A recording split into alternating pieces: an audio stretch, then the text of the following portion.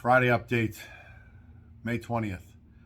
No video last week. It was Police Memorial Week. I apologize for not notifying you. I just thought it was more important to honor the fallen. There was no pressing matter, but this week's going to be a little bit longer. Let's talk about the two news stories making the headlines right now.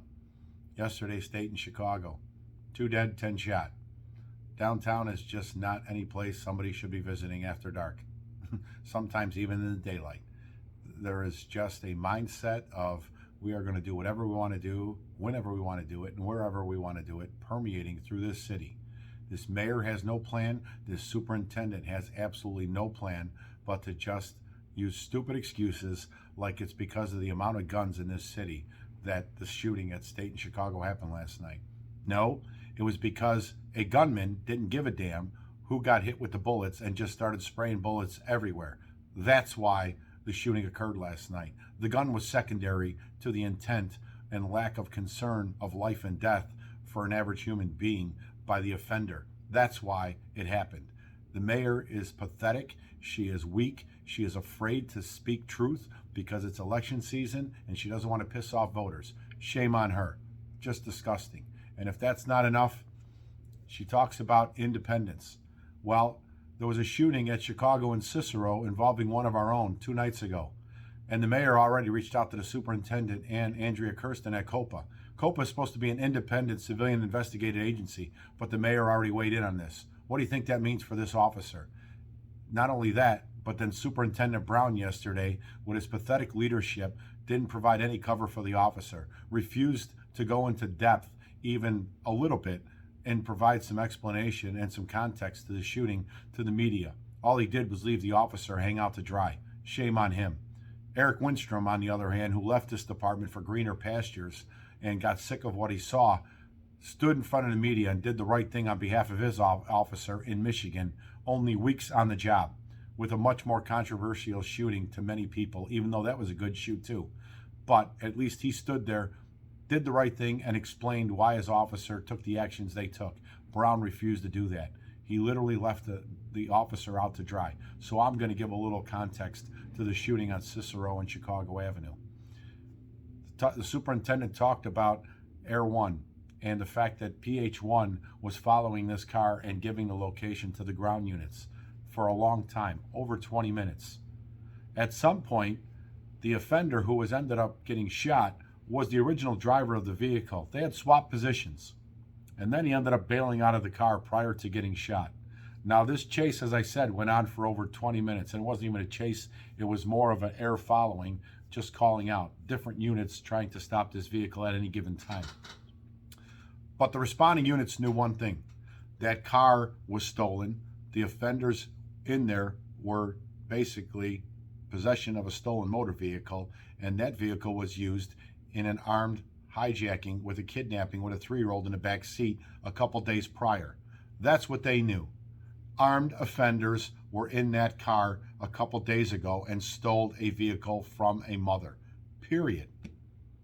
So now that's their mindset when PH1 is calling out where this car is at. And then when the offender, who had more than 20 minutes to stop what they were doing and give up and didn't, bailed out of a car and took off on foot.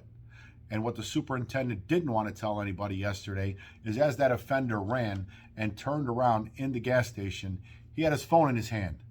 At 10:30 at night, he turns around in the dark on officers who already think he's armed, and even on body cam said, drop the gun, drop the gun. And he turns with this. Any right person in their mind, including an officer, is going to fire their weapon in defense. You don't wait to see if it's actually a gun and wait for the muzzle flash to be shot in your direction before you pull the trigger. You just have to have a reasonable belief. And that officer had more than a reasonable belief. And for anybody to say otherwise, shame on them. But this department just will not do the right thing on behalf of our officers. And that falls right on the superintendent's desk. And if you don't have enough proof there, I'm going to talk about Memorial Week and what the superintendent did and didn't do for our fallen officer and officers. Let's start with Lodge 7's annual memorial service. There's 4 names that were added to our wall this year. Everybody knows Ella French. That was a given. But the three other names that were added were not added to any other memorial wall as of yet, even though they deserve to be there. So they certainly were going on our wall. That's Officer James Speck, Joey Huerta, and Joseph Tripoli. They all died of COVID-related complications, no different than the 4 officers from 2020. Those officers were on everybody's wall. They were given line of duty designations, and they were given the honors and the benefits, and their family was taken care of as they should have been. These 3 officers were never afforded that opportunity, but they did go on our wall. And Superintendent Brown, who was not only slated to show up but speak, decided to be a no-call, no-show at our memorial service because the family of those fallen officers were here, and he didn't want to confront them. He didn't want to be confronted and explain why it's been over 6 months that these families still don't have the proper line of duty designation like the other 4 COVID deaths from CPD. Shame on him. That was strike 1. Then the following week, Springfield, Illinois, the state memorial. Superintendent Brown at the chapel. Everybody files in. Gold Star families are all in the church waiting for the ceremony to start. Guess who has to make a grand entrance right up the middle with his entourage? The whole church had to stop and see what was going on. He was the last person to come in the church and sit down as if he's the most important person in the room. But that's the mindset we've been dealing with for a long time. This is all about pomp and circumstance and his position of just, I want to say authority, because there's really no authority. This is all about just he's a legend in his own mind at this point, and he's stealing dollar after dollar from this department in this city for doing nothing. But it got worse in Springfield. We moved to the library instead of to the state memorial because of the rain outside. At the library, Superintendent Brown was offered to speak on Ella's behalf. He declined. He did not want to speak. He had no remarks to give at the service inside the library at the state capitol. Shame on him. And I have it on very reliable sources. The offer was made and he declined. Disgusting. Ella deserved better, but apparently not to Superintendent Brown. You want to go with another one? Now turn to Washington, D.C. The candlelight vigil. He shows up to the candlelight vigil on Friday, but then he has to leave on Saturday morning for whatever reason. And First Deputy, Mr. Meadows, has to show up to Washington, D.C. to take the baton and carry on with the rest of the functions, including the memorial on Sunday. But for some strange reason, Superintendent Brown actually did come back to Washington, D.C. on Sunday, but he wasn't at the memorial because he was at the airport Monday going back to Chicago again because I saw him myself. He can answer why he came back to Washington, D.C., but couldn't be seen at the memorial. But let's talk about that memorial. At the memorial, Ella's mom, Elizabeth, was very clear that Josh Bloss was going to be her escort. That's her emotional connection to her daughter. She wanted Josh everywhere she went in that service. But other exempt rank members had different ideas. It was about photo ops. Just the sad truth. This is where we're at. So when they call you up, you go up there and you get little 2 boxes with medals honoring your fallen officer, which Josh escorted Elizabeth up there to get Ella's award.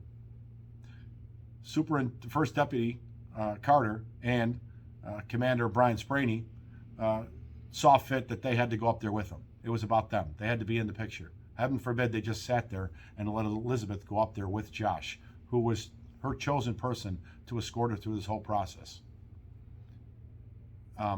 It got worse. I know you're not going to be surprised. But at the end of the ceremony, all the families started filing out. And as tradition, all the way in the back, LA County Sheriff and Chicago Police Department lined the path out to the buses where they take the families back to the hotels. And as tradition, the fallen families, Gold Star families, walk through the procession and they are saluted. Whether they're LA or Chicago, both sides give recognition and salute the fallen family members. Well, Elizabeth was one of the last people out of the function. And it was a lot of confusion, apparently, in the beginning of where she was going to go out. Initially, they were going to take her out the shortcut route, but even Carlos had the honor, of course, to stand there in the line with his CPD brother and sisters to salute the members as they went past. So eventually, rather than walk Elizabeth out the short route, they got her into the middle where she would be able to walk through the whole procession past all the officers waiting for her to leave. Unfortunately, at some point, Josh was knocked out of this equation, and Brian Spraney and Eric Carter figured they were more important than Josh there and took Elizabeth arm in arm and walked because it was all about the photo op for them. It was not what Elizabeth wanted. It didn't matter. Nobody asked her, because if they did, I guarantee you she would have said, I want Josh escorting me down this road.